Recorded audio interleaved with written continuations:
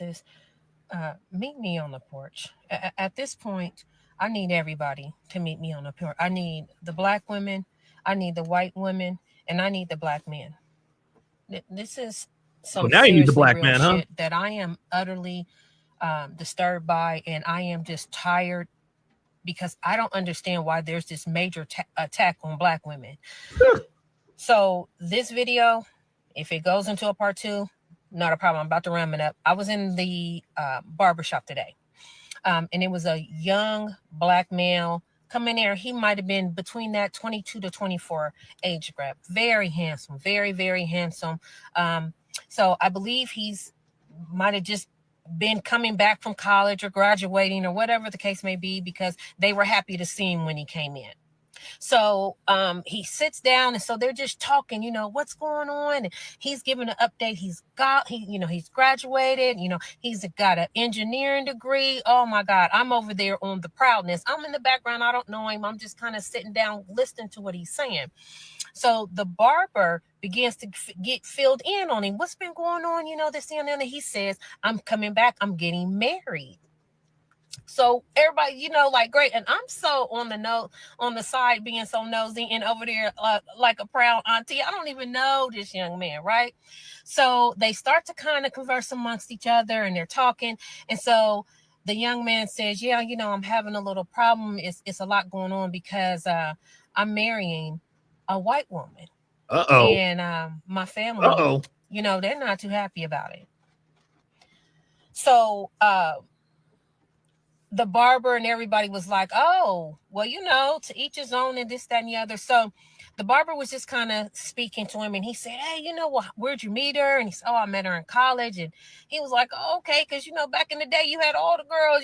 What made you decide that she was the one? Like, what made you want to marry the white girl or the white woman? No disrespect. No, that's a white girl. So don't get it twisted. What this young man said after that is what just literally took me out the game as a black woman, as a black mom, in general. So he says that, he come from, of course, the hood and had a hard knock life, just with one mom and no dad, and that same shit. Like, don't nobody I hate the fact that is such a stereotype. We hate it for too. A reason, boo. But so he goes off to say that when he went to college, it was a college that was mixed, but more so of a white college. And he start, meeting up with white friends, and, they introduced him to another whole world that he didn't know existed, and the young girl, she became a friend and then introduced him to their family. And when he goes over there, they're all married. The parents is married, and they have a really good home, and they do things together, and they communicate. It's just a good energy, a good vibe. And this man said, I never knew this side of life. My life was always loud and chaotic and always disruptive with my family. Mm-hmm. So the young man said, he would go over there, and they would go on vacations. They would have Sunday dinners. When they had cookouts, there was no fussing, no fight, no arguing. It was just all love and vacations. I was thrown at what this young man was saying in regards to what he seen and what he witnessed being with this young lady and this new side of life. And so he said that, when he seen it, he started thinking about all of the chaos that his life was. It was always baby mama drama and fussing and fighting, and they'll get together as a family and it'll be a fight, and the drunk uncles, the drunk mamas, he was like, my aunt and uncles, they all on welfare and always scheming and always fussing and fighting, cussing, trying to hook up with this dude and that dude. And it's just all these black women, just all that seemed like that's all I was raised up under. That's all I seen. That's all I know. And then I get to the white woman, and it's different. What? And what he said after this is what really broke me. He said, it's like when I came home the last time, he said, and I was in my family's event. It was nothing but chaos. He said the women, they in house shoes and bonnets, you know, they ghetto acting. He said, and I love them, but I don't love it. And he said, Damn. Being with my white girlfriend, fiance, and her family, he said, you know what it's like? And this is what got me, ladies. He said, it's like if you're in a crowded room and you're surrounded by chaos and just everything, and everything is just chaotic and noisy and loud and disruptive, and you take some headphones and you put the headphones on and you can drown everything out, because when you put the headphones on, it's quiet and it's peace. He said, that's what my fiance is to me and her white family. That whiteness, he said, they're my headphones and they are my peace. He said, and then black women and my black side of the family, they are the noise. They are the chaos. Woo! They are the noise. I'm gonna tell you what. What's up, guys? It's your man Donovan Sharp, and welcome to the second edition of the Real House Negroes of the so-called Black community. Before we get started, guys, I'm going to tell you guys a little story, a little allegory. I kind of made this up after I watched this video because I wanted to illustrate this. I want to illustrate this for people so that they know what's up, right? Oakland Soldier 8520 says the truth hurts. Absolutely. And I'm going to tell you what, when the last line that woman said, they are the noise, guys, I'm going to tell you what, the hairs on my arm stood to attention. So I'm going to tell you guys a little story. So once upon a time, there was a man named Fred, moved to a small town, call it, I don't know, Townville or whatever the case may be. And he noticed the town didn't have a cookie shop. So what he did is he opened up a cookie shop. He called it Fred's Cookies. Well, Fred's Cookies were the best cookies ever. They were melty. They were delicious. They were moist. I'm talking like crumble cookie level stuff. The cookies were so good, in fact, that the local grocery store stocked them. They had them at gas stations. They stocked them at gas stations. They were on menus. They were on dessert menus at a few restaurants in town. Everyone in town loved Fred's Cookies. Now, as a result of this unbelievably delicious cookie, Fred becomes wealthy. He does well. He's got money. He's making money. He's wealthy. He's got a family, wife, kids. Wife didn't have to work. Kids went to private school, the whole bit. Well, a few years go by, and on a random afternoon, a longtime customer comes into the store. His name is Charles. He's like, "Hey, Fred, how are you doing?" Fred's like, "Hey, not doing too bad. The cookie business still going strong." He's like, "Yeah, well, look, Fred, your cookies are still good, okay, but not quite as good." Okay, so the shop owner, Fred, tells him, "Nah, that can't be true. I've been using the same recipe and the same ingredients since the beginning." Okay. Maybe it's me, Charles says. Wasn't a contentious discussion at all. Just kind of brought a concern. The customer brought his usual dozen or so cookies. He leaves the cookie shop, says to the shop owner, "Thanks, see you next time." Right. A few more years go by, and the shop owner is starting to get more of these complaints about his cookies.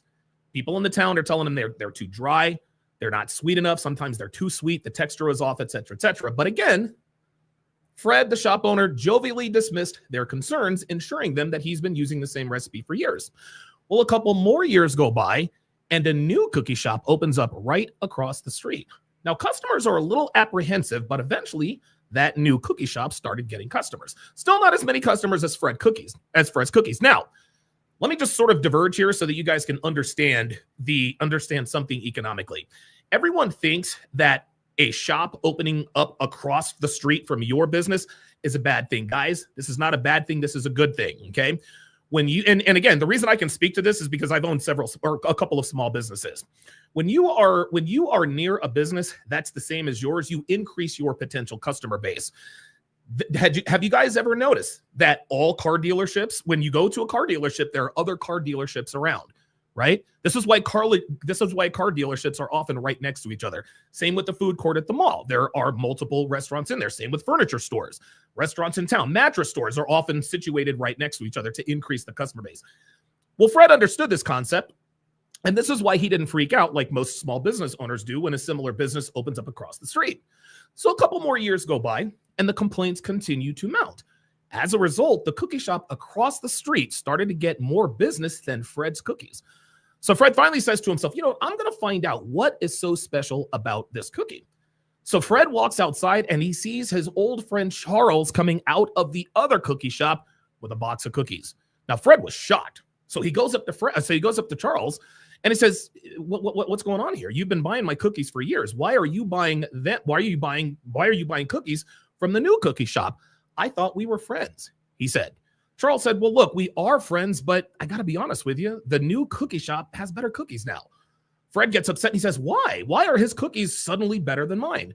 Charles said, well, they're moist, they're chocolatey, and they're delicious. Fred turns on his heel and he angrily stomps back into his cookie shop in disbelief.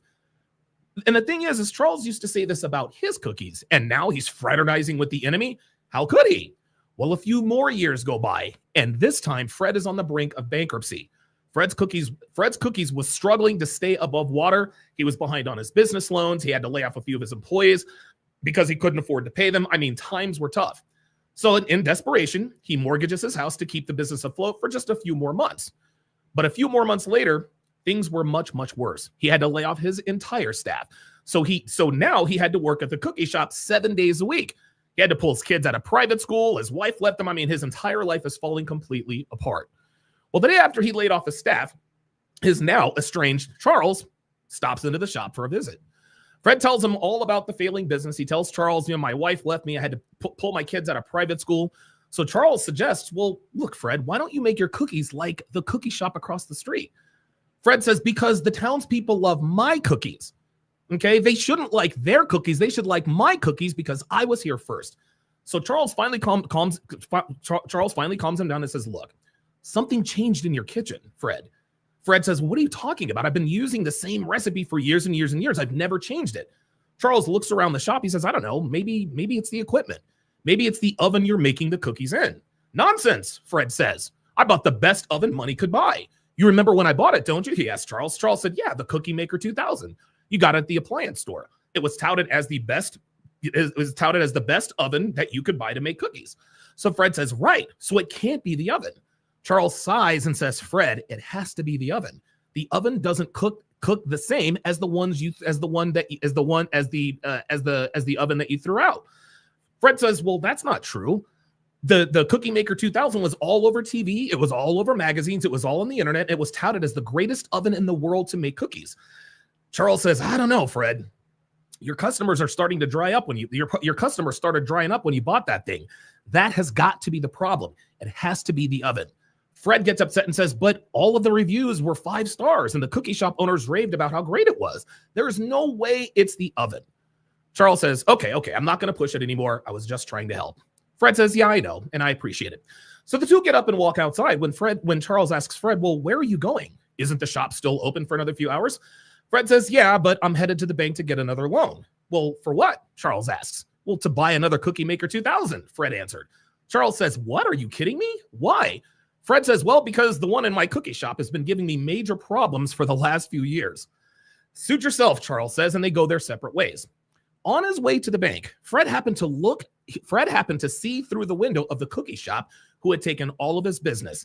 And in the kitchen, he saw the oven he threw out for the Cookie Maker 2000 in their kitchen. Fred says to himself, these people have no idea that my cookies are so much better than theirs. They don't know cookies. Those customers should be my cookies. Those customers should be my customers. And he continued to the bank to get a loan for another Cookie Maker 2000. Gentlemen, this is what dealing with black women has been like for the last 60 plus years.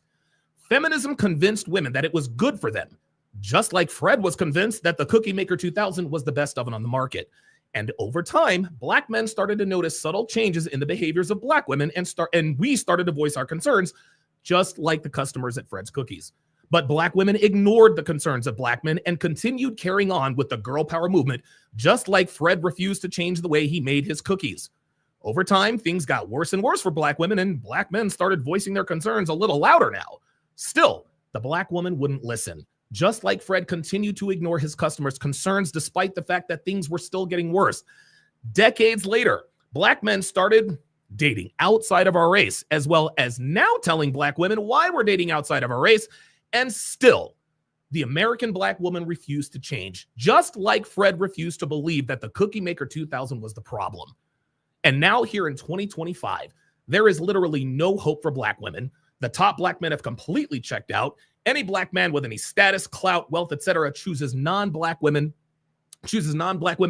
almost all the time. Black women are the lowest on the sexual totem pole. They have no viable options outside of street niggas. And still, the fact that they are in literal dire straits and on the verge of fulfilling the very warning the late, great Kevin Samuels issued time and time again, which was buy a dog and die alone. The black woman not only doubles down, but she's now telling us that we shouldn't be attracted to what we're attracted to. Just like Fred said his customers should like his inferior cookies as opposed to the superior cookies from across the street. Fred bought into the lie that the Cookie Maker 2000 was the best cookie maker on the market, just like the black woman bought into the ludicrous idea that feminism was going to de-oppress them.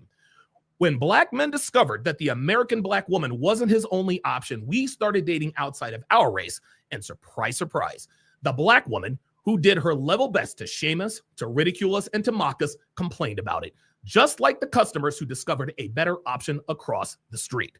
So I'm going to bring in Drew Danger here. Drew, let me get your thoughts on the video. First of all, what did you think about my little allegory story there? I think it was great, and it's a good allegory because it kind of shows you, like, when you do business, sometimes, especially when it comes to the ladies, that it's not all it's cracked up to be. Sometimes it's better at another place. Yep. And you have to accept the fact that you can improve your formula and improve the product, right? You could. They're saying that you're muted. That can't be true. That's weird. I can hear you. Yeah. Oh, that's weird. That is really weird. Okay. No. Aldion, he says he can't hear Drew. He's just trying. He's trying to sow chaos. Please keep going. Oh, okay. Oh man, these guys. Yeah. Every once in a while you get every once in a while you get somebody in here that says I can't hear, or RIP some celebrity that isn't dead. We're like, oh wait a minute, I can't believe, and then we start Googling. Yeah, that's who he is. Oh, okay. Anyway, please continue. I digress. So the thing is, when it comes to ladies, you could change your formula. When it comes to black women, you could change your formula. You could change the game if you really, really wanted to. Yeah. But the problem is they don't want to. And the thing is, it's down to our sisters, actual biological sisters, our cousins that are female, our own mothers, our grandmothers, our aunts. Yep. They all have that trait. I'm going to say something, and this was something Judge Joe Brown said, who's a good friend of mine. He said it like this. He said that all these women, these black women that are complaining about the guys they can't get, that they should be with them kind of a thing. He said all those women that are complaining are all like, just like their mothers. Same age sometimes, same look sometimes. Even if they're younger, the same personality. He said, you know what that is? That's called incest. Ooh, wow. And I've said this for years. And so when he said that, I said, that's what I said. Because people go, well, how come you never dated anybody that was black? True. I never have. I said, because they reminded me of my sister, my mother, my grandmother, a mom's friend. And that says incest. And I don't do incest. You see, I don't do that. Not only do I not do incest, but I don't do women that don't want to lift you up. I don't do it, because we all know that black women are notoriously known for keeping you down. They always talk about the man's keeping me down. The man's keeping. No, the black woman is keeping you down. Open up your eyes, pull back the shades, get some of that solar ray in your face, that good vitamin that comes from the sun. Oh yeah, vitamin Open C. up your windows. Or vitamin D. Oh Jesus Christ. Yeah, get that vitamin D, brother. Get that vitamin D. Get those good solar rays. Open up the window. Stop hanging around in the storm clouds. Stop hanging around in the darkness. Open up your eyes to some light. Okay? The white light. Open it up, because these ladies are trying to keep you down. These ladies are trying to oppress you, not the man. They're trying to oppress you. And that's what they don't want you to say. And that's what they don't want you to know. And that's why they're so hostile when you bring it up. That's why they get upset when you're dating somebody that's not black enough for them, because they know that you are on your way to the road to freedom. And that road to freedom doesn't include them. No, it does not. I'm actually Googling. Oh, I'm sorry. Go ahead. No, go ahead. I actually just looked up the song "Soldier." You remember the song "Soldier" by Destiny's Child? You might not. You might not. It came out a while back. It came out a while back, but I remember. Okay. I remember the tune was like, "You better be street if you're looking at me." This is fucking Beyonce Knowles, man. Okay, these black women are running in behind "You better be street if you're looking at me," and then when they're 30, 32, after they've been run through, now all of a sudden they want a proper brother. And here's the thing, Drew, a lot of times I don't even think black women I don't even think they exercise hypergamy like that. I think they fuck with street niggas all the time. Now, every once in a while, one of them manages to fool, a good brother into, becoming a stepdad, whatever the case may be. But by and large, most black women really fuck with niggas their entire life, man. Why do you think that is? Because here's the thing. They love surrounding themselves with ignorance. They love surrounding themselves with that depressive state. They know that if they hang around Tyrone and Joquarius or whatever, your Ray, all those dudes, they know what to expect. They know. Yeah, they do. You're going to be a baby's mom. Yep. They know that they're going to be poor. They know that they're going to have struggle. They know that they're going to have arguments. They know they're going to have bad family environment, because that's what they're used to.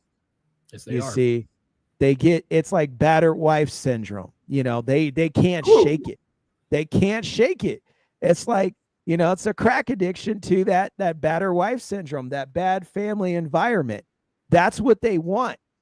And even though they might go, "Oh no, I don't really want it," they go, "But I'm used to it.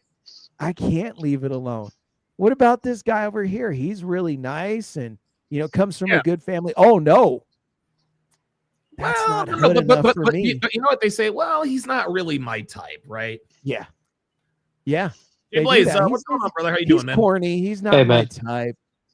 How's it going, man? So this is my thoughts on it. Have you ever heard the term "you're the result of the 5 people that surround you"? Yeah, you are the average. You were the average of people you spend the most time with.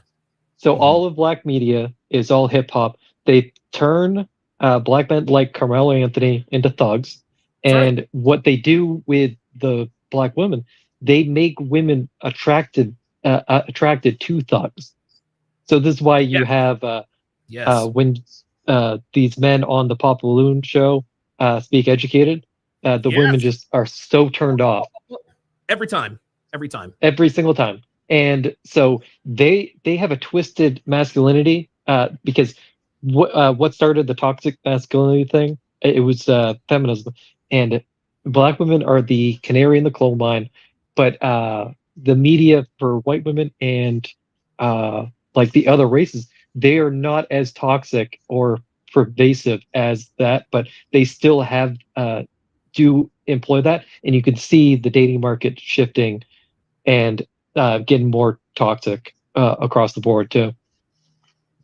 That's that dude. It really, and really the problem is something that Drew said a little earlier. They don't want to change. It just like I don't know. There are many definitions of an addict, but I think the definition of an addict, whether it's gambling, alcohol, drugs, whatever, The definition to me, you know that you are addicted to something when, even though bad things are happening as a result of the thing you are doing, you still can't stop. Does that make sense? You still can't stop doing the thing that is making your life a living hell. I don't know it. And it doesn't make sense for me to say this, but it appears that the American black woman is they're addicted to this. It makes no sense. I cannot understand for the life of me why, despite all of the evidence around us, dude, we can see and hear things are not going well for black women. The black community is absolutely fucking cooked. They're cooked. We see it every day. We see it every day on the Hard R podcast. And by the way, guys, I've been really sick the last couple of days. Been coming out of both ends. Little visual for you guys there, but it's like, despite all of the evidence around them, they continue to want to sort of wallow in the cesspool. It's the most unbelievable. It really is the most unbelievable. What's the word I'm looking for? It's just to me it's a business. So loud. What happened? So Don, we saw this with what was the show about the people that go overseas to find love? 90 Day Fiance. Yeah, 90 Day Fiance. We saw this with the guy who put in $200,000 of his money, and he just kept doubling down and doubling down. That is what the black women are doing. They can't stop, because it would show that they're wrong. This is why they embraced the Democrat Party by like 95%.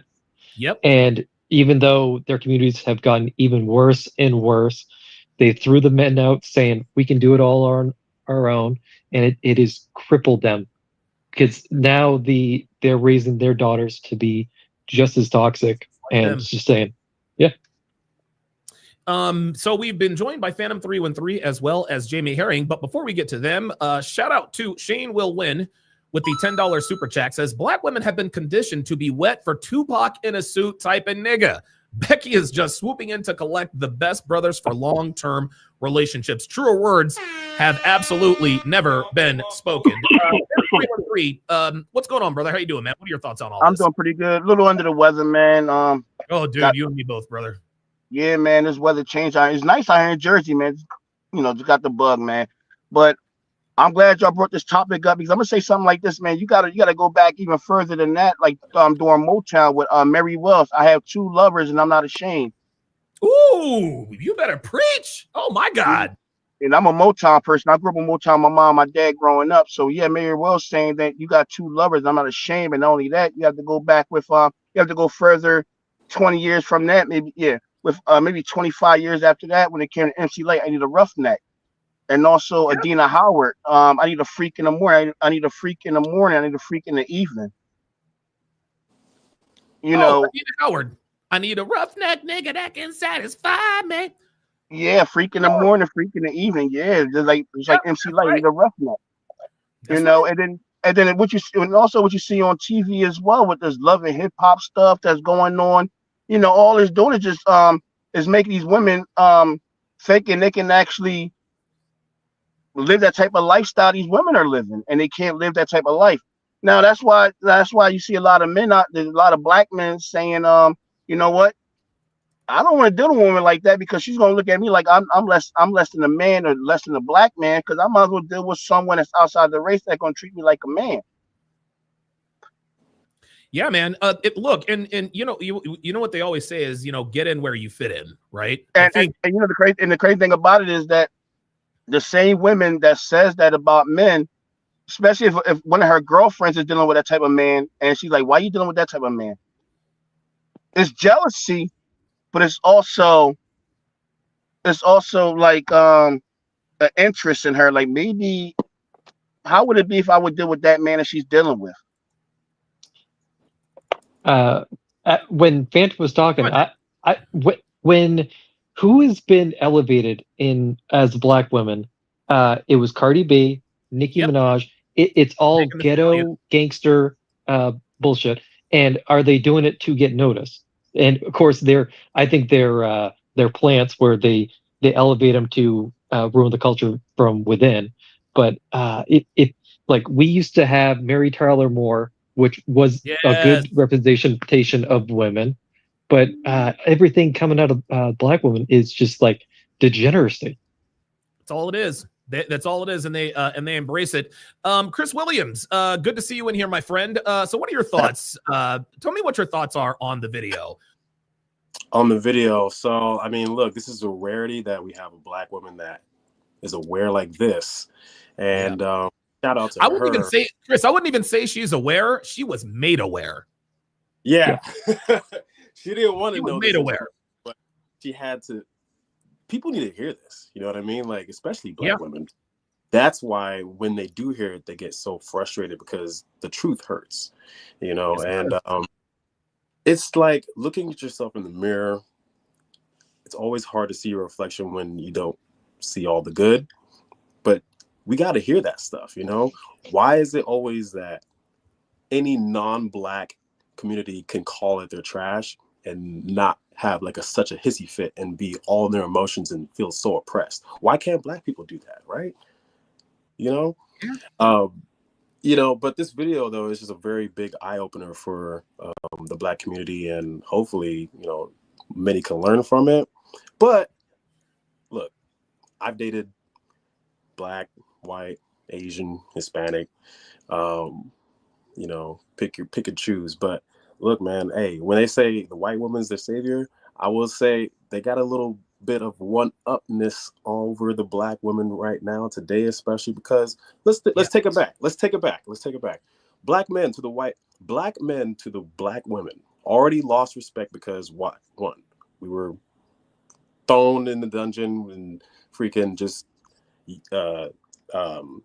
we were basically sought as animals in front of the white man. So the black women respect the white man more, if you want to look at that. Right. You take it all the way back then come the show, you know, now we're talking about in the 70s, like, oh, now we don't need our men now. We don't need our black men. Okay, so what do you need us for then? You know, like, and then go into the 80s, like they want to be all into the Pookies and Ray Rays, and they have poor judgment and picking their mates, and then they want to blame us in the end. Listen, I'll tell you what. One thing Myron says, and I'm going to get the Chongo. Where did he go? Oh man. Okay. Well, all right. I'm going to get the. Well, I'll get the Chongo if he jumps back in. Myron has said this many times. Women are absolutely terrible at mate selection. The black woman is the worst at mate selection. Right. This is why 3 out of every 4 black people are born to single mothers. Okay.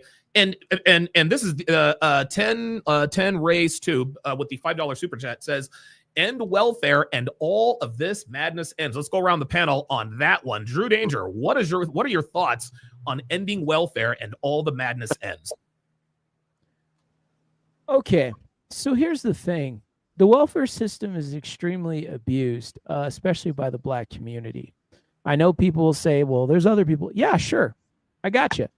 But if we end it, I think it will hold certain people accountable. Now, if you really need it, okay. All right. But we know a majority of the people have juked the system for a long time, where people that actually need benefits or handicap benefits, different things, have been denied, and they've been able to prove it and be sound in what they're saying. But there's something about the hood thing where they just approve them because it's all part of the game. So the only way to end the game is to not play. So shut that down, rebuild it for actual people that need it, senior citizens, different things. But for people that are completely able-bodied to do it, that are just working the system, I think it needs to come down. Yeah. Okay, very good. Jay Blaze, what are your thoughts on the super chat and welfare and all of this madness ends? So I'm just going to go on the overall. The way I will summarize this is pretend the welfare is like a person reaching their hand down if you're climbing a rope bridge or a rope wall. from like the Army surplus. They keep lowering their hand down each time until you can't even climb up anymore, where you don't even try to jump. We have so many people that have not worked, that will not work, that you can't end it. Then they're going to go to crime because they haven't developed the work ethic. We saw this with the COVID people that were laid off. It took them months to get back in the habit of going to work. So you're going to be taking welfare from people that have gone 20, 30, maybe even 40 years from not even working.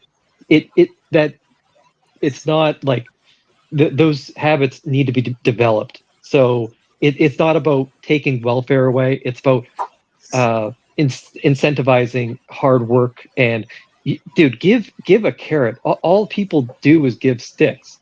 Give people carrots. Give them incentives. Give them a goal to strive for. But we took that away.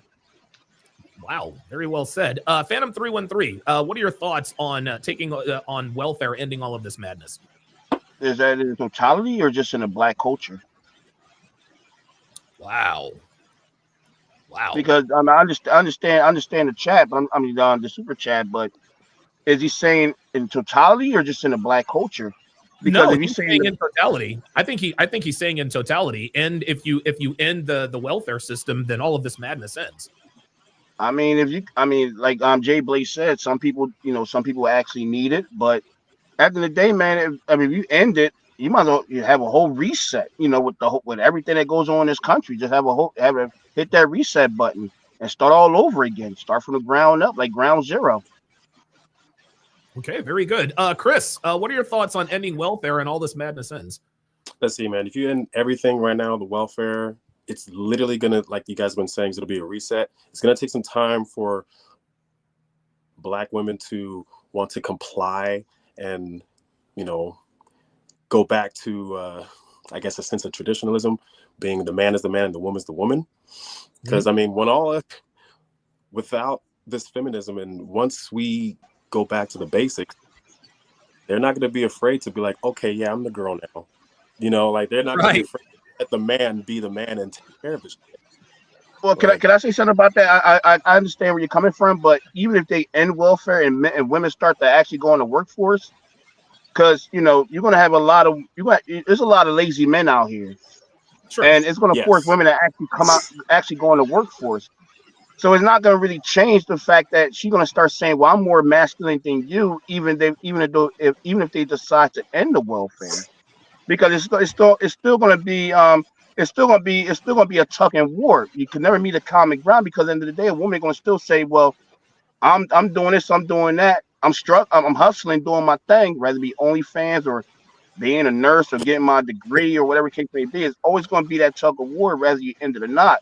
And she's going to still feel as though she's more superior than that man, because you have a lot of men out here that are lazy.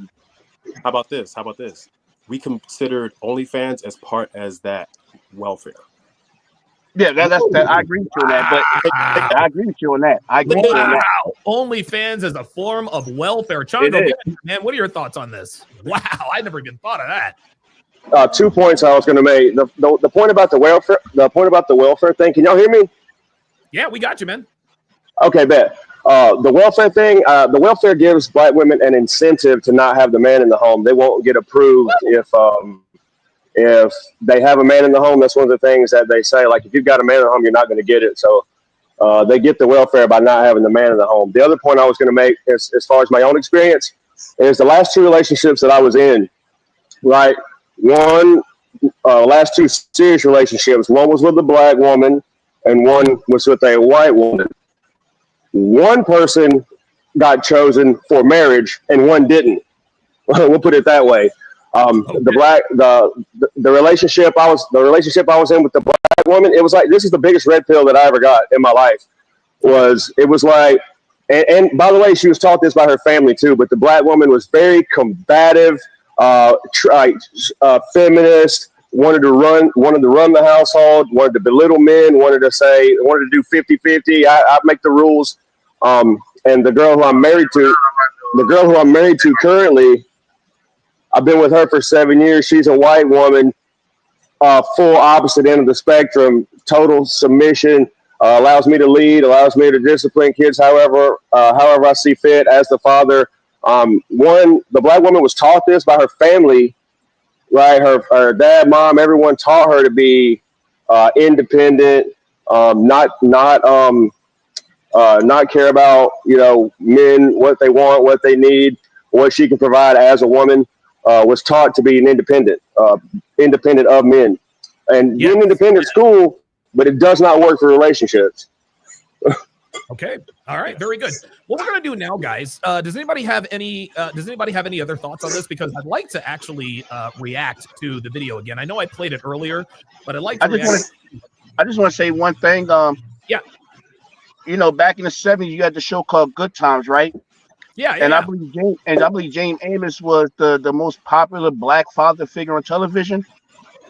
Guess who he had a family with? A white woman. Not a black woman, but a white woman. Are you serious? He's married to a white girl. Yeah, he was married to a white woman. Hey, hold on. And her family with a white woman. Dr. Umar has a question. It's a snow bunny situation. Yes, Exactly. He He can't come at him anymore because he's on demand deceased. So Yeah. Wow. John Amos married a fucking white girl. Who knew, dude? W. and had John kids, but had a family by her.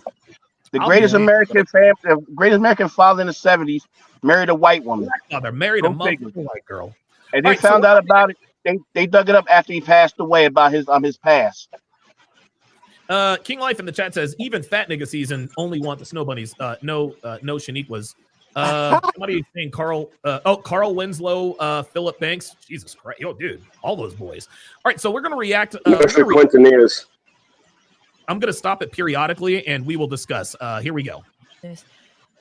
Meet me on the porch. At this point, And I know the video is a little low, so let's try to turn up our volumes. For whatever reason, this video is just really low. I need everybody to meet me on the porch. I need the black women, I need the white women, and I need the black men.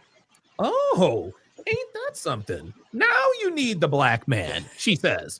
Now you need the black man now that you've gotten a cold dose of reality. Ain't that something? This is some seriously real shit that I am utterly disturbed by, and I am just tired because I don't understand why there's this major attack on black women. She doesn't understand why there's a major attack on black women. Let's go around the horn on this one. Drew, let's start with you. She says she doesn't understand why there's a major attack on black women. Your thoughts? Here's the thing. She knew that there was an attack. She knew that, not necessarily an attack, but that things have been changing for a while, and that the climate was turned upside down.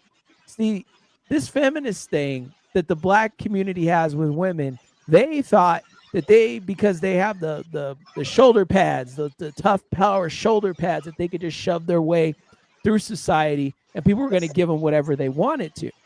Well, the one thing they could not get was black men, because black men were looking at it going, let me see, bad attitude, doesn't want to listen, wants all the money, wants the most expensive crap, wants to keep up with the Joneses, wants to do all this crazy stuff.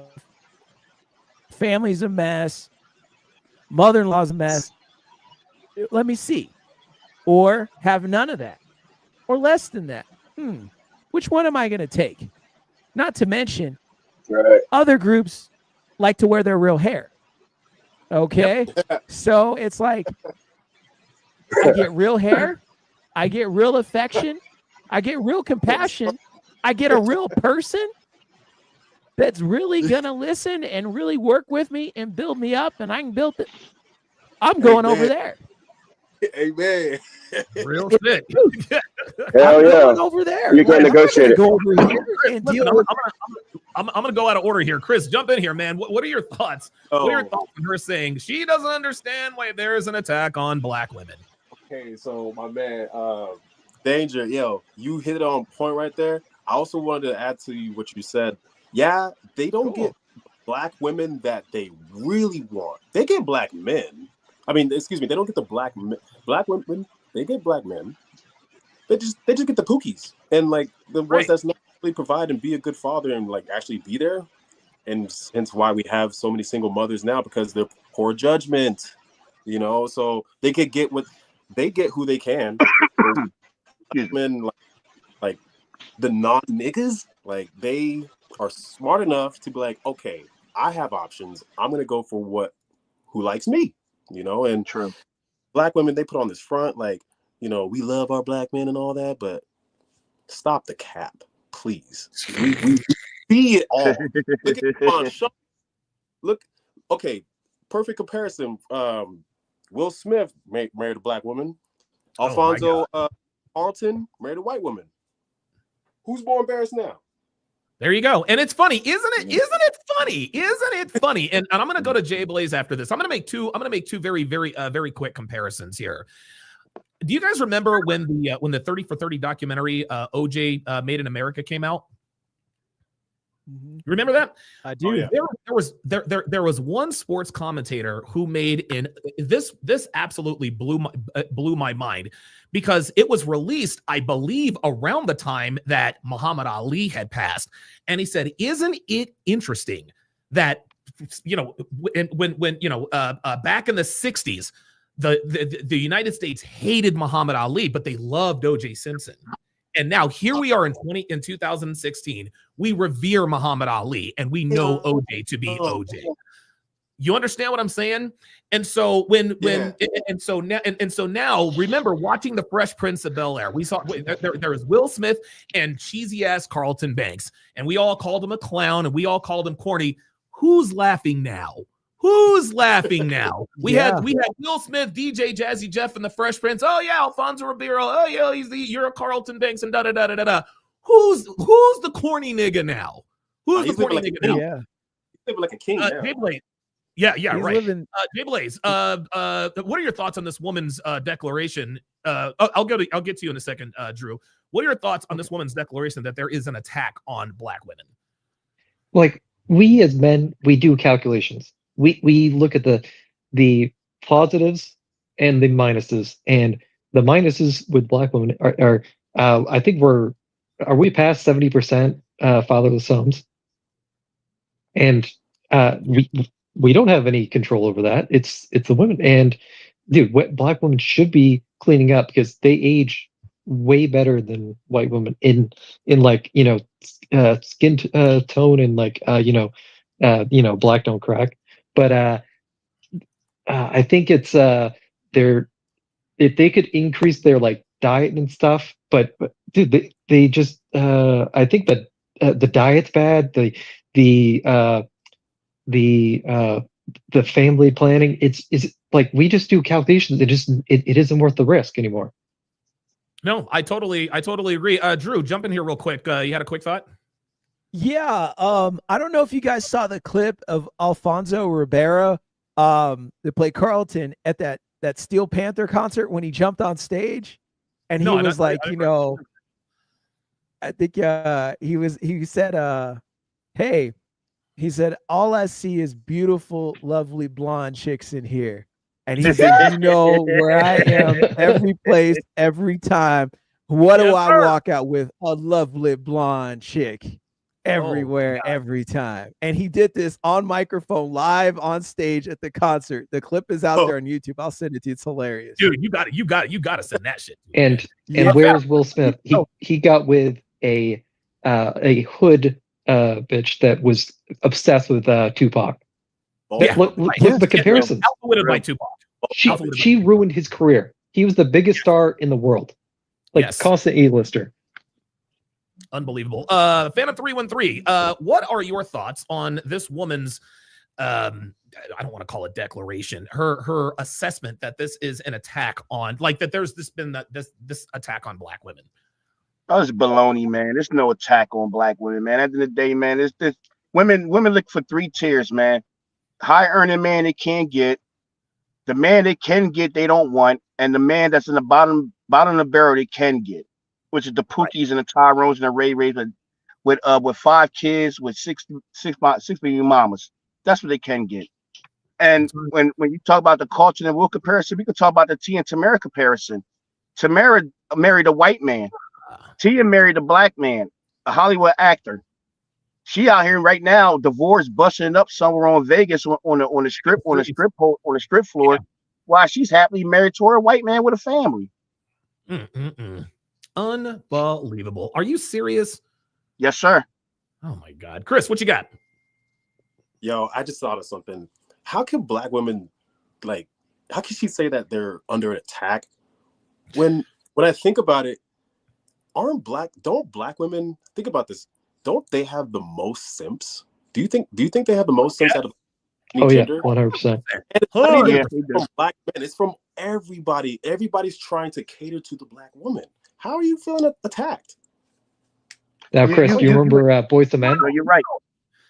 She's a woman, and anytime you speak unflattering truths into the air, they think of it as an attack. Drew, what you got? Here's the thing. Did you guys hear about that statue in New York? I believe it was. Oh my Oh, God. overweight the memes are crazy. Oh my. What's God. going on with that, There's guys? Like, there's more. Too. There's more. yeah. Hey, So they Man, don't you get know what? praised enough. That's where I'm going with it. They don't get praised enough, right? What's up with that statue? There's Right? You know what? They didn't get a black woman in shape. You know what? Yeah. and she was over. It's an overweight black woman too, isn't it? Yeah, exactly. Yes. In Times Square. Yes. In Times Square. Yeah. Dang. Wow. Overweight Wow. giant King bronze Light's gonna take a statue. picture. He's gonna You take know a- what? You know what? The gentleman prior from that spoke is 100% right. Black women have more simps because you know why? They can always call and get that simp, that black man to come do some heinous and have them get locked up in jail, and they never even touched that woman. You know, never Nope. had sex with that woman, and they Nope. sitting in jail saying, "Damn, I'm doing 25 to life over a woman I really never had intercourse even with touch or it. hung out with this woman like that." So yeah, you're 100% right about that. Crazy. Go ahead, Chris. I'm saying, like, the dude is doing 25 to life that for a girl that didn't even touch his dick, probably. Come on, man. Unbelievable. Exactly. Dr. B84 with the $20 super chat says Will Smith made the Bad Boy movie series and went from that to crying from some garbage 304 black woman talking about we had an entanglement. At least people still remember Alfonso as Carlton Banks, and he is married to a white woman.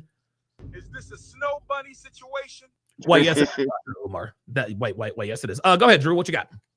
Just real quick, I sent you the video clip of Alfonso Ribeiro on stage to yourself. All right, very nice. I'm gonna pull it up. I'm gonna pull it up after we finish reacting to that. That is, oh my God, Yeah. that is gonna be absolutely funny. All right, let's continue. So this video, if it goes into a part 2, No more snow bunnies. not a problem. I'm about to ram it up. I was in the barbershop today. Mhm. And it was a young black male come in there. He might have been between that 22 to 24 age group. Very handsome, very, very handsome. So I believe he's might have just been coming back from college or graduating or whatever the case may be, because they were happy to see him when he came in. So he sits down, and so they're just talking, what's going on, and he's giving an update. He's graduated, he's got an engineering degree. Oh my God, I'm over there on the proudness. I'm in the background, I don't know him, I'm just kind of sitting down listening to what he's saying. So the barber begins to get filled in on him. What's been going on, this and that, and he says, I'm coming back, I'm getting married. So everybody, like, great. And I'm so on the side being so nosy and over there like a proud auntie. I don't even know this young man, right? So they start to kind of converse amongst each other, and they're talking.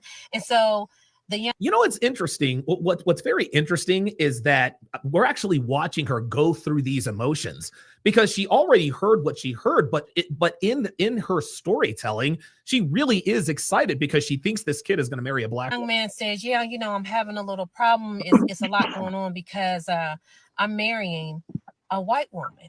What? And my family, they're not too happy about it. My family ain't too happy about it. Reverend Brown with the $10 super chat says, I had my first white woman in 2018. I've been a certified snowplow ever since. Yes, sir. Join the snowplow club. Join the snowplow club.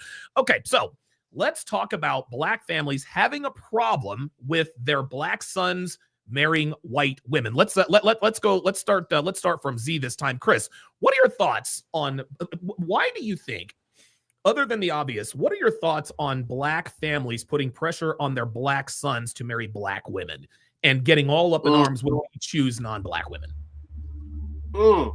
This is good. This is good. Okay. Well, we gotta think. My parents, they're boomers. They're about to be like mid-60s right now.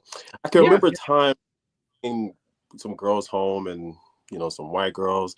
I could not even, they didn't have to even say anything, but you could feel the pressure of like, why isn't she black? You know what I mean? Yeah. Because we like each other, and that's just what it is. I think our parents had failed translating that it's okay to date who you want. I think because of what they went through, it was just instilled in their brains, and they just couldn't see a different way. Not saying all parents like that, but the majority of parents that were born in like the 60s and 70s, possible, maybe the 60s. But it was just like, and check this out, man. I felt the most pressure. Well, obviously, you're gonna feel the most pressure when you do this. When you bring a girl to church, okay. I stopped doing that though. I stopped doing that. Oh no, you don't. No, don't bring a white church to no AME Zion, man. Oh my nigga, they will lynch you outside, bro. I brought a white girl to church one time, and listen, all my boys, my homies, they were graduating. Oh yeah, the homies are here for it. Oh yeah, they're like, look at yeah, Chris. Yeah. The black women though, I got looks like, just how could you? Like, yo, mama black, like, yeah, so yeah, not trying to fuck my mom. Right. Exactly. What Drew said about that story, he said that it's incest. I get that. I get that. That makes perfect sense. Be the example all around your family, bro. I wasn't trying to be a part of that. Sorry. Phantom 313. It's rare when you get it. Go ahead. Hello? Sorry about that. Phantom, what are your thoughts? What are your thoughts on black families putting pressure on their sons to date and marry black women, and they get up in arms when we date non-black women? Well, I wonder if they date or marry non-black women. I wonder if he's still invited to the cookout. Oh shit! Damn. Okay. Hey, that's what I want to know. They still invite you to the cookout if you marry a non-black woman. I think overall the totality is that they just want to have that black love and keep having the reproduction black. Well, yeah, the reproduction being black and carrying on to the next generation. But back in like my parents, they was born in the mid early mid 50s. God bless them. They both passed away. And my mom, she's half black and half white, and my dad is black. I mean, dark skinned black. And my parents never told me who to date, or who to date outside the race, or who to date that's black, or whatever the case may be. Knowing my older brother, so I never had no problems with me dating anyone outside the race, because they still accepted me as who I am, because I'm just a man just trying to explore my life. If you have families out here that's black and they want to keep it like black love and everything like that, then they're missing out on the actual person that could be non-black, that could treat their son or their daughter well. That's not black. Jay Blaze, what are your thoughts? What are your thoughts on black families that put pressure on their black sons to date and marry black women? Now, we remember in Love is Blind season 1 where we had Lauren and Cameron, and Lauren's father was very concerned because he's like, hey, have you ever? And he was less concerned when Cameron said, yeah, I've dated a black woman before. And I didn't realize this until I tried to explain to my brother, like there was something that happened in in the news about I think it was the Atlanta police captain, and I was trying to explain to him what transpired to lead to this, and he looked at me like I was crazy, and I was like, it's very difficult to explain another culture, especially the black culture, to someone else that isn't a part of that culture, because it took me like years to figure out certain things, and they don't want to explain that to them. I think that's a lot of what it is, because it's very difficult. to explain it to someone else's culture. Drew Danger, what are your now, let me get personal with you here, Drew. Yeah, go ahead. What were your family's what was your family's reaction when you brought a white girl home for the first time? What was that like? Well, I've been bringing them home since kindergarten. So Oh shit! I'm not making this up. I am not making this up. Oh was my set god, to you were be- nobody's player from the start. Let me hang out with you guys for a second. Let's go Let's do it. back Let's do it. to 1989. Okay. Let's go. Let's take it back. All right, here we go. There was a girl in my neighborhood in Cerritos, California. It's near Buena Park, near Knott's Berry Farm, guys. In SoCal. Ah, not very far. Sir. There you go. And I had a neighbor, she was from India, okay? And she had taken a liking to me. Now, her family was from the old school, and they believed in arranged marriages, okay? So they took a liking to me. I was 7 years old, okay? And they liked me that much, which is cool. I'm grateful. All right, great. But guess what? Daughter wants to do the arranged marriage setup with me. So they come over to the house. They brought a new car. They brought money, land and title, everything else, whatever else was in their setup that they brought. And they go to my parents and they say, hey, we want your son to be in arranged marriage with their daughter. When they're old enough, we're going to work it all out. We'll pay for it. Here's stuff we got. We'll give you for that arranged marriage deal. My dad is going, look at that new car. Look at all that money. We already got 3 other kids. We can get rid of him. And my mom's just like, no, you can't. We can't do that. That's not right. That's not how we do things here in America. He should be able to pick who he wants. Right. So this girl, after my parents said no, she looked at me. She's like, you refused me. I'm 7 years old. What the heck does refuse me? So I'm like, I don't know, but you'll see where I'm going. My buddy from, from school, Catherine, beautiful redhead girl. Okay. Oh, Beautiful. As a little kid. I mean, she was it. She shows up and is in front of the house. You know, we're hanging out, we're playing, you know, and stuff like that. And here comes the girl from India. I'm like, oh, hey, come play with us. Come hang out. She's like, I can't. And she goes, you want to be with the white girl and you Oh my god. don't want to be with me. And I'm 7. Oh, And she's Wow. doing that. And That's she was so upset.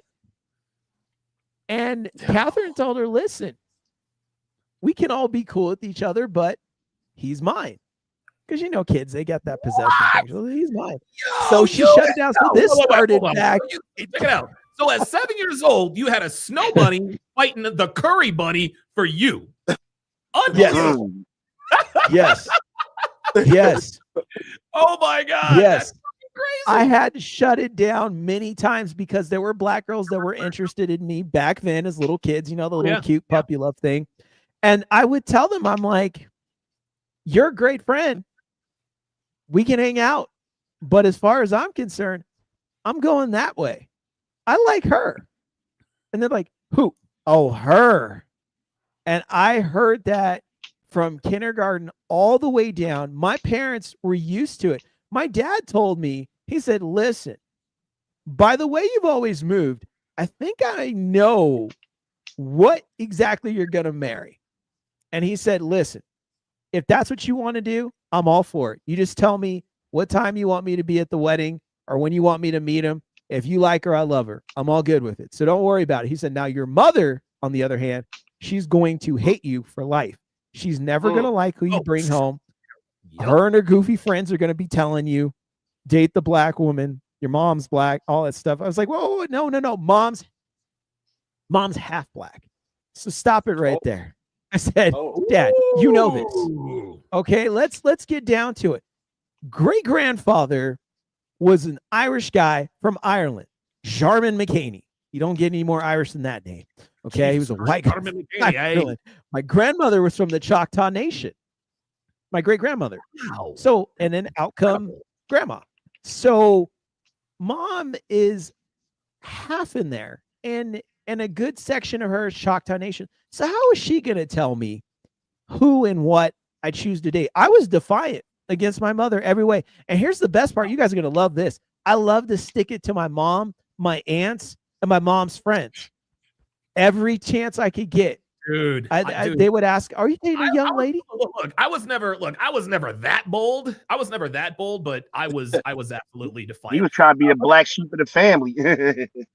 Oh, I loved it. Trying to be a black sheep. It's funny that we become the black sheep when we bring home white girls. Yeah, exactly. I loved it. Guys, I loved it. Let me tell you guys. They said, "Well, you're the cookout." What cookout? I don't give a care about a cookout. I was like, I'll make my own food. I said, the black card and all that stuff. I said, I got a white card. Okay. I don't need a black card. I got the white card. Or I got the unlimited access card where I can go anywhere I want to go just to make them mad. I don't think that the black community ever, I mean, the black community has never claimed me. Like this was from when I was 16 years old. They never considered me to be black. Okay, let's continue with this video. So the barber and everybody was like, oh, well, to each his own and this, that, and the other. So Yes, he's a lifetime snow bunny hopper. Yes, sir. The barber was just kind of speaking to him, and he said, hey, where'd you meet her? And he said, oh, I met her in college. And he was like, oh, okay, because, back in the day, you had all the girls. What made you decide that she was the one? Like, what made you want to marry the white girl or the white woman? No, with no disrespect. By the way, y'all, let me just go ahead and so we know we have this joke. You guys have followed me for a while. We have this joke. She fucks niggas, y'all, and that's what we call white women who exclusively date brothers or they dabble in the dark every now and again. Gentlemen, I need you to know something right now. There is a distinct difference between a Caucasian female. See, you have Caucasian females, then you got white girls. Okay. I'm not going to tell you the difference between Caucasian females and white girls because I think you probably already know. Let's continue. So what this young man said after that is what just literally took me out the game. Oops. As a black woman, as a black mom, in general. So he says that, he come from, of course, the hood and had a hard knock life, just with one mom and no dad. And that same shit. Like, don't nobody I hate the fact that is such a stereotype, That is such a stereotype. Drew, I'm gonna put you in the lead off. I'm gonna make the lead off hitter here. What are your thoughts on this woman saying she's tired of the stereotypes? Here's the thing. If it's a stereotype, it's got to be true somewhere. So here's the thing. The black community is notoriously known for doing these things. Let's just be honest. Right. Not everybody, I got you, but the percentage is bigger than anybody else. It's bigger. It's 10 times bigger. So, get over the stereotype thing because it's the truth. Show me a stereotype that's not the truth. Why does she start with that? Show me a stereotype that's not the truth. Because if people look at the statistics or go out and ask people questions, they're going to come back with data that says the black community is at the top of the list for making dysfunctional families. That's right. And dysfunctional relationships. So don't sit here and make it seem like it's a stereotype because that's a lie. That's the biggest lie you could ever tell. Jay Blaze, jump in with that. What are your thoughts on this whole stereotype proclamation by Miss Thang here? Yeah, we saw this when Dion left the HBCU. Yeah. Oh my God. Very few people invest in the. No, the fuck you didn't. Oh my God. Yep. And where did he go? Colorado, because he had a bunch of donors that invested in the program. Like, did LeBron James put in for Dion's HBCU? No. And where is he located? He's in a majority white neighborhood. And Michael Jordan, majority white neighborhood, because for some reason they invest in their communities, and the higher end black men don't or the elites don't invest in their communities, and that's just the way it is. And I think black women don't invest in their families as much as white women would. Okay, very good. Phantom 303, what are your thoughts on this whole? What are your thoughts when black women like this one says, "Oh, I can't stand these stereotypes"? Why do you guys stereotype us so much? Well, she's being stereotypical as well by her saying that or what you're a black man, you have no father, you live in the hood, but you're the one also saying, well, why are you dealing with this white woman? That's being a stereotype. Like, who want to hear that? No, I agree. Like, two wrongs don't, like that. Like, you can't, like, let's call it a pot kettle black. You can't do that. You're being stereotypical. I like that. She is being stereotypical. Chris Williams, jump in here. What's up? What are your thoughts on why are you stereotyping us? No, yeah, absolutely. I mean, if you are annoyed by the stereotype, just be the opposite, or don't even talk about it. You know, like, you see it, you see it, and you be like, okay, I'm not going to be that. Why complain then? You know, if you're just going to complain, then you're just going to continue being part of the stereotype, and because you don't feel like there's anything that you need to change. That's why she's just complaining. That's all. I think I'm sorry, I didn't mean to interrupt. I agree with everybody on the panel. Also think they just like being angry at the end of the day. Just like being angry. There you go. Something to talk about, nothing else to do, just to talk about it, just be angry. It is what it is. That's how they are, man. Victims, man. Dude, that's how it's funny. It's my assertion that race hustlers, I don't think they want racism to end. I think they like racism. No, they don't. I'm gonna say this. I'm gonna say this. I tweeted this out the other day. Guys, what we need to understand, and I've said this before, but if we want to know if you want a glimpse into the future of what feminism does to a country, look no further than the black community. Because I'm here to tell you, gentlemen, the black community is the first example of a failed matriarchy. And that's why we are where we are right now. That's why we're where we are right now. The black community is run by women. That's why it's a shit show. The WNBA run by women, shit show. Two sides of the same coin. Two sides of the same coin. Let's do it. We hate it too. But so he goes off to say that when he went to college, it was a college that was mixed, but more so of a white college. And he start, meeting up with white friends and, they introduced him to another whole world that he didn't know existed, and the young girl, she became a friend and then introduced him to their family. And when he goes over there, they're all married. The parents is married and they have a really good home and they do things together and they communicate. It's just a good energy, a good vibe. And this man said, I never knew this side of life. My life was always loud and chaotic and always disruptive with my family. So the young man said, he would go over there and they would go on vacations. They would have Sunday dinners. When they had cookouts, there was no fussing, no fight, no arguing. It was just all love and vacations. I was thrown at what this young man was saying. You know what? Saint Nick 69 says she's talking like it's a bad, like he's right. She's talking about this like it's a bad thing. She's talking about this like it's a bad thing. Like I can't believe it. They go on vacations. They don't argue. They don't fuss. They don't fight. Like, this is, oh my God. Regards to what he's seen and what he witnessed being with this young lady and this new side of life. And so he said that, when he's seen it, he started thinking about all of the chaos that his life was. It was always baby mama drama and fussing and fighting, and they'll get together as a family and it'll be a fight. And the drunk uncles, the drunk mamas, he was like, my aunt and uncles, they all on welfare and always scheming and always fussing and fighting, cussing, trying to hook up with this dude and that dude. And it's just all these black women, just all that seemed like that's all I was raised up under. That's all I seen. That's all I know. And then I get to the white woman and it's different. And what he said after this is what really broke me. He said, You know, it's like when I came home the last time, he said, and I was in my family's event. It was nothing but chaos.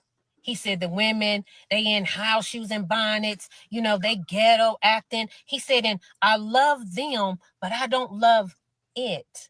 Mm, And he said, damn. being with my white girlfriend, fiance, and her family, he said, you know what it's like? And this is what got me, ladies. He said, it's like if you're in a crowded room and you're surrounded by chaos and just everything, and everything is just chaotic and noisy and loud and disruptive, and you take some headphones and you put the headphones on and you can drown everything out, because when you put the headphones on, it's quiet and it's peace. He said, that's what my fiance is to me and her white family. That whiteness, he said, they're my headphones. And they are my peace. Woo. He said, and then black women and my black side of the family, they are the noise. They are the chaos. Yo, I swear to God, I get goosebumps every time I hear that build up. Let's go around the panel. Drew, they are the noise. They are the noise. And a lot of people like to say, well, white girls do it too. And my response to that, Drew, is yeah, you know what? White girls do it too. As a matter of fact, white girls do it more. But at least I get femininity in return. At least I get some semblance of respect in return. So what are your thoughts on they are the noise? Here's what I'll say. Black women equal hell and insanity. Okay? They make you insane and they make your life a living hell. So let's make that known to the world. I want to start with that. Secondly, I want to say that, yeah, there are all sorts of different types of people that can be difficult and whatnot. But that argument is irrelevant, because on a scale, black women have more craziness and more insanity, and the black community in itself has more craziness and insanity and problems and fights at cookouts and stuff like that. That's real stuff. Unfortunately, I went to a friend's house and I've seen it. I saw 20 of those events in one place, and it was crazy. It was family members fighting family members. And there was the drunk uncle. Yep. The drunk uncle trying to give you advice and was mumbling and passing asleep and all that stuff like that. I was like, what is this? I never want to be around these people again. So the thing is, she might go, I learned something today, but you better believe this lady is upset because she has to admit it. Because you know, black women can't be wrong, right? They can't be wrong. They're always right. And that is a problem, because now she has to admit she's wrong. Now she has to admit she's not the top of the food chain. She has to admit that this young man is going to do fantastic things in life without a black woman to be married to. And now she has to embrace it. So all she can do is just sit down and put her hands up and say, hey, it is what it is. Because she lost that battle. Yes, she did. White women points 100, black women's points 0. Jay Blaze, what are your thoughts on they are the noise? Because that to me, they are the noise, they are the chaos. That to me is the most profound thing that young man said. Like, dude, white women are just as, like, you know, crazy or whatever, but they don't do it in public as much. Like, they'll like do it like in the home, but you have it a parody of it. They show their ass too, but black women show their ass everywhere. Like, it's a parody now. Like, you have these black women just airing out their man in like Disneyland and all this stuff, and dude, it's just a parody now. And it just, like, I think the black men are realizing, oh wait, I can just be with this girl. She might call me out a few times here and there, but I'm not getting embarrassed, like, because a lot of guys treat it with they just want respect, and if you embarrass them in public, that just kills all the respect. No, I totally agree. Phantom 313, they are the noise. What are your thoughts? It is the noise, man. It's belligerent, just nothing but negativity. I'd rather hear something that's therapeutic that's in my headphones. But big brother, you know, you from the East Coast, you travel around a lot, but I'm gonna tell you a quick story real quick, short and sweet. I was at Crown Fried Chicken. I'm pretty sure they're Crown Fried Chicken, right? In the East Coast, Crown Fried Chicken. Oh, yeah, I know where that's at. Yeah. Yeah, I was out in Jersey at Crown Fried Chicken. I think it was like last Thursday or last Friday. Man, these two black women, man, out of shape, you know, got these little mini skirts on. They should be hitting the gym instead of wearing that. Just loud to the guy behind the behind the register, you know, with the plastic with the plated gate, saying, "Where's my chicken at? What's taking so long?" And everything like that. I'm like, hold up, like why y'all so like it's like you don't have to be so loud. He can hear you. You give them the food and they still loud about it. Where's my buns at? Where's my buns? I'm like, come on, man. Like, you're doing all this for some damn buns? That's why I don't want to date no fucking black woman. Y'all just so loud and belligerent. Over nothing. Like, y'all want to be heard and seen. Well, yeah, they're going about it. Listen, mission accomplished. They are definitely heard and seen. Chris Williams, they are the noise. They are the noise. And get this. We know women are easily influenced, especially by other women, right?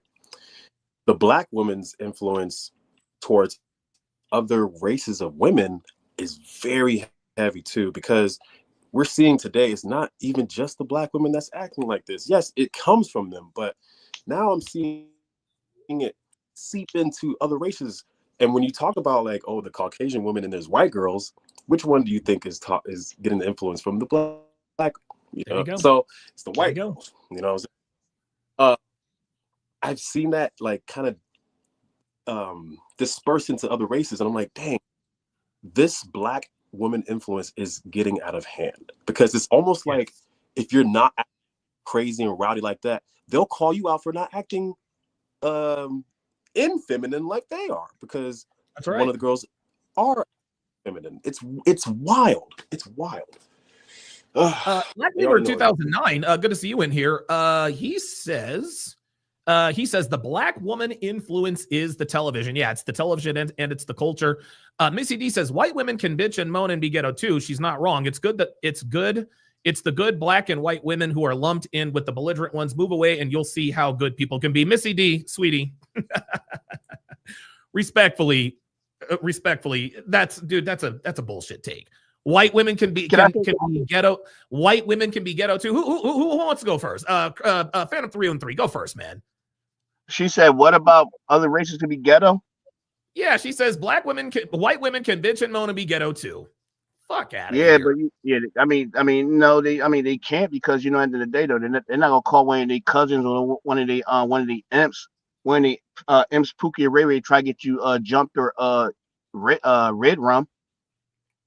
Not only, dude, it's funny. And black women are always very ingenuine. They're very disingenuous when they say, "Well, white women can bitch and moan and be ghetto too." She's absolutely right. Here's the problem: it's not the same percentage. Can white women bitch and moan and be ghetto too? Absolutely. But the percentage of ghetto white women pales in comparison to the percentage of ghetto black women. Get the fuck out of here. Chris Williams, what are your thoughts on Missy's regrettable take here? Yeah, she hasn't. Either she don't get out as much or what. Like, I don't. She's trying to cape for the females. I guess I get that. But no, man. Yeah, absolutely. White women could be ghetto, but it's not the same percentage. Like, we're seeing so much content of black women doing crazy shit, bro. Yeah, there's content of white women. Just look on the internet, man. Just look on the internet. Yeah, the comparison, you got a whole pile of black women right here. You got maybe like some snow bunnies right here. You can't compare it. Yes, sorry. He's a lifetime snow bunny hopper. Yes, he is. But that's my brother. Saint Nick 69 throws a flag on the play. Illegal use of white women do it too on the defense. 15-yard penalty and loss of down. We'll start the clock on my whistle. Can I bring up something? Hold on. She says, for the love of God above, we need to stop brainwashing our precious young women that we want sex the same way men do. No offense to men. Women don't need dick. It's brainwashing. Okay, fine, whatever. What? I don't give a fuck, dude. We don't give a fuck what women need, dude. Women deserve less. That's my final comment on that. Wow. Jay, what are your thoughts here? Okay, so what I'm kind of like confused over is we have black women like hating on white women, but all their weaves are straightening their hair like white women, and then you look at Beyonce, and the more she goes, the whiter she looks. Yeah, So man. it's almost like ain't that funny? yeah, it's wild. Ain't Look that at funny? the difference in Beyonce's skin color in Destiny Child versus now. Yeah, Totally. and Serena Williams. And Serena Williams. No, Yeah. not her too. Yeah. Here's the thing. This is funny. White women, black people like to say, "You hate yourself. You hate yourself." No. The black woman is the epitome of self-hate, and you guys have absolutely nailed it. Because it's not white girls who are going out and getting color contacts. No, it's the black women doing that. It's not the black women want to be white girls. They get the blonde hair. They get that right there in and of itself is self-hate. And here's another thing. In order for a black woman to be able to get the attention of a white man, she's got to pretend, right? She can't be ghetto. She has to pretend that she likes, I don't know, a pumpkin spice latte and Keeping Up with the Kardashians. They have to change literally everything about themselves in order to attract white men. What do we have to change? Absolutely zero. White girls take us exactly as we are, and black women do not. And here's another stat for you. And this has actually changed drastically over the last, I would say, 2 years or so. It used to be that 94% of black men were married to black women. Today, that percentage is down to 85%. 85%. That's almost a 10% change in 2 short years. So last question for the panel here. What does dating and relationships look like for black men in 10 years? Drew. Okay, here's the thing. It really depends if black men start understanding this as a whole and they start dating for the right reasons and they go with who rides with them, then we got a bright future. If they get pulled in by these feminist black women that have the negativity, it's going to be a disaster and it's over completely. Wow. That's the thing. And I want to say I've been married 15 years. Okay. Nice. Because you're what? Yes, he's a lifetime snow bunny hopper. Yes. Jay Blaze, what does dating and relationships look like for black men in 10 years? Dude, it's getting way more like comfortable to go outside your race, and even the passport stuff. But a lot of the guys are going to African countries, so I don't even think they're going away from black women. It's just the culture. They're trying to evade the culture that has been started by them. So maybe they fix the culture, but it's going to be tough to do. So I could see it go either way, but yeah. Okay, Dr. Krause says Shannon. The answer to this question, Shannon Sharp on a massive scale. Yeah, except for without trying to cheat the game. Shane will win. We'll continue with the question. Shane will win says black women want to be Becky's. Black women want to be Becky, and white liberal women want to be a white man in power. Wow. So so he's saying that black women want to be white women, and white women want to be white men. Holy shit. God damn. Yeah. Who is next? Alaskan K. What is the future? What does the future look like for black men in terms of dating and relationships? Oops. There's a couple questions. Yeah, sure. Do you think black women understand their own self-hatred? Or is it something that they're unconscious of, where they're just living throughout life with these behaviors that they don't get? Unconscious. I think that they are unaware. I think they're unaware.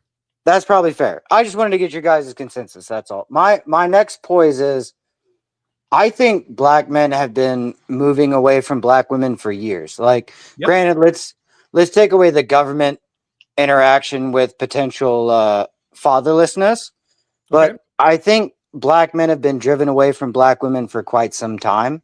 And I think now there's such an openness to it to be able to date outside your race that I really don't think it's going to be black women being like, come back, come back. But other than that, dudes Yep. are gone. It's over. Yeah, so it's It, all right. like even if they go get African women who are going to be more feminine, like Eddie Murphy had a skit on this back in the 80s. Unfufu. Oh, hilarious. Yes. Yeah, unfufu. Bone in her nose, all that shit. Take her back, and he talks about the whole scene of being Americanized where it fucks her up and then throw a monkey wrench in all your shit. So dudes are just done. They're moving on. They're not getting trapped down by like, well, your mama's black. It's over.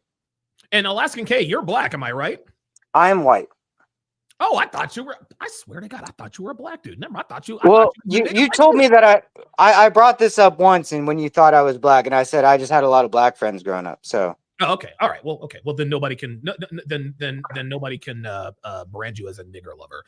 Phantom 313. Phantom 313. Last question here. What does dating and relationships look like for black men in 10 years? You said it was 94%, then it dropped to 85% in a couple of years. 85. Yeah, it's going to drop immensely in the next couple of years. I wouldn't be surprised if it dropped close to like 70%.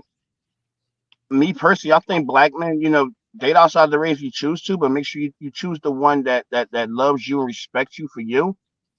I also think that if you don't find that right woman at the end of the day, man, just be alone, stack your money, and invest into yourself to be a better man. Now, if you want to choose, just because you're alone doesn't mean you're alone. There's two different meanings to that. Oh wow. Now, Yeah.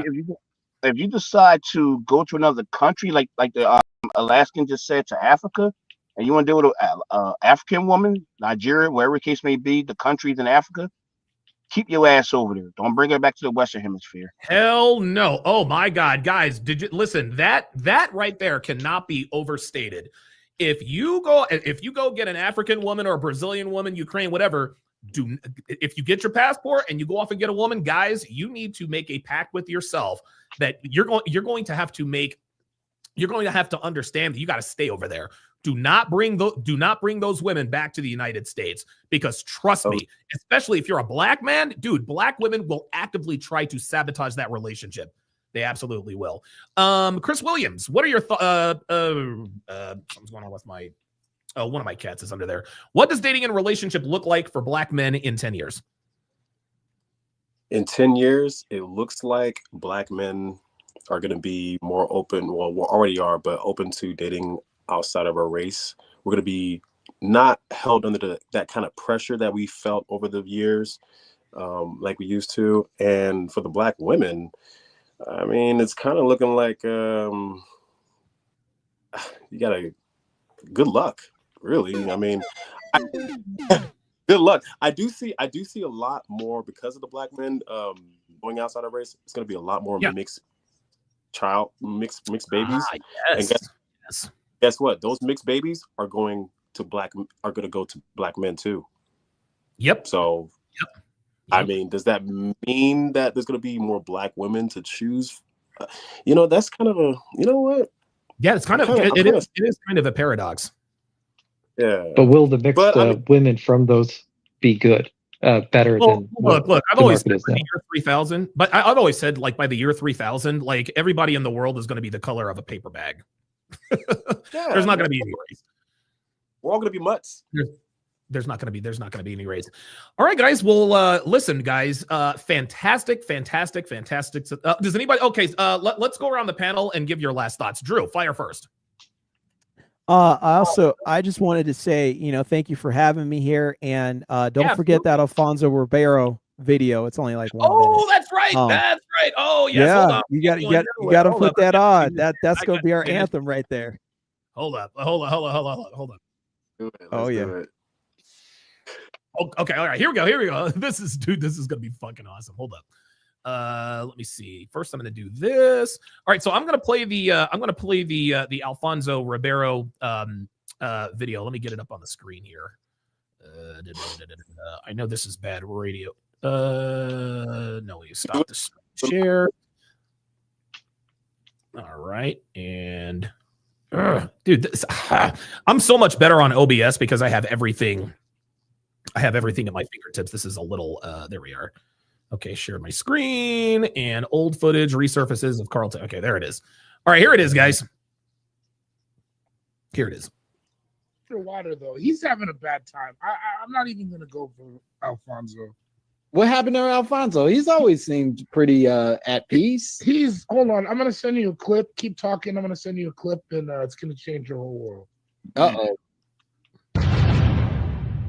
Don't f with me, cause there's some hot white out here. Oh, Alfonso. Oh my God! Hold up! What that nigga say? Wait, what? Yeah, what is? Don't f with me, cause there's some hot white out here. Yeah, yo, hey, real shit. Don motherfucking DeMarco. Don motherfucking DeMarco. Real shit. That's funny as hell, man. You know that nigga was drunk as hell. You know he was drunk as hell, man. Oh yeah, he goes into a whole talk. Unbelievable. He gets into it. Final It thoughts. is classic. You know, here's the thing. Let me just be honest. Black women, you cannot be saved because you're too arrogant. You can't be told anything. So just step out of the game. Let everybody else come in. I'm going to say it like this.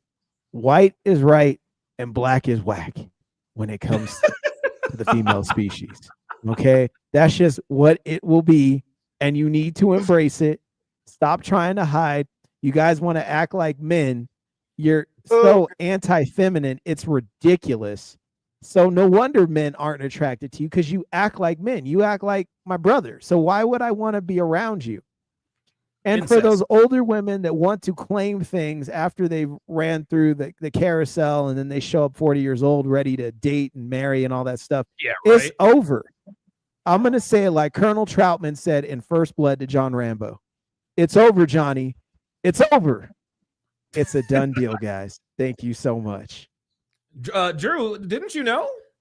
The blacker the berry, the sweeter the juice. I thought you knew, bro. I thought you. Oh, no. It's the blacker the berry, the sweeter the juice is going to give you diarrhea. That's what you're going to have. You keep messing with that blacker the berry, sweeter the juice, diarrhea. Indigestion. You saved yourself from a lifetime of diarrhea when you didn't fuck with the curry bunny because India is the birthplace of diarrhea. Okay, Jay Blaze, final thoughts. That's true. I was gonna say the blacker the berry, the sweeter the juice, but yeah, dude, it's thanks for having me on, and yeah, it's just like we see it with Mark from the other day, dude. He's miserable. Black women are just as miserable as him, and until they find the joy within themselves, they're gonna keep doubling down on insanity. So that's what it's gonna be. They double down. Listen, that's one thing that black women like to do. They double down. Chris Williams, final thoughts. Look, man, from what I see, from what I've been living and observing, I see black men just a tad bit more happier with non-black women, and there's like some gray areas there. Of course there's gonna be happy black couples too, but man, just a higher risk with them, man. And like, especially if you're a black man, like making a name for yourself too, especially you got to watch your pockets. And honestly, that goes for all women, really. But that black woman, she's a shark, and she's gonna take your seed and leave you with nothing, really. There you go. I get too much, and I love my black. Look, I'll be black fresh. I love my black queens, but they're just not for me. Sorry. There you go. There you go. Respectfully, I love my black queens. It's just not for me, bro. Phantom 313. Final thought. It's always an honor being on the platform, sharing with some wise men. Thank you so much, Jonathan Sharp. I'm just gonna say this. I did drop my my information a few weeks ago in your Discord messaging. Also, I want to say one thing to you, Donovan, big brother. I know you do the gardening. I used to do that when I was a kid as well. You got to get yourself a peach tree, brother. Really? Yes. I don't know if you like peach cobbler or anything like that. That'd be perfect, man. Man, who the fuck you telling? I don't know that peach trees can grow. I don't know. You know what? I'll give it a shot. Devin and I are actually growing grow our own vegetables this year. So we gotta do fruits as well, man. Strawberries, peach. Peach Oh yeah, that's a good idea. Yeah. That's actually a really good idea. Good stuff. Alaskan K, final thoughts. Well, as you always say, just to start it off, wrap it up, text her back, don't drive drunk. And then just to add as well, I would say this is just in general for all women nowadays, but when I was dating mixed girls back in the day, they were always trying to find a way to make us both a victim. And every time it's like, let's find some common ground of us being victims. And I think just in general, girls these days are trying to find ways where they don't have to try or they can be victims while having an ego at the same time. And I think if you find a girl that's trying to make herself a victim and trying to tell you that you're a victim, get the fuck out of there. Yep.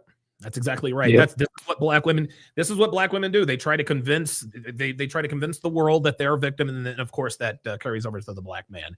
All right, guys. Well, listen, this was a fantastic show. Thank you guys very, very much for tuning in. Thank you to all of my super chatters. We will see you guys next Sunday for the Real House Negroes and White Boys, I guess, of the so-called black community. Take care.